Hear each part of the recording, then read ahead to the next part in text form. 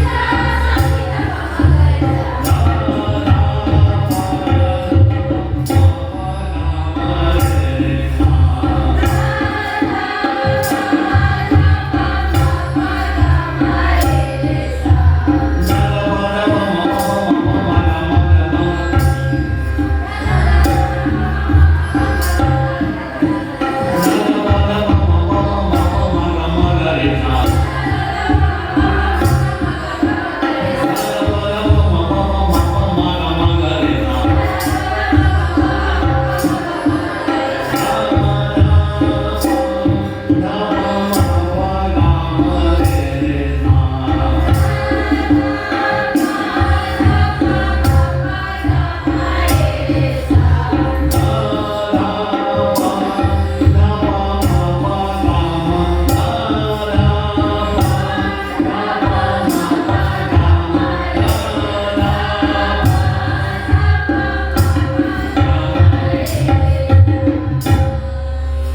Ganesh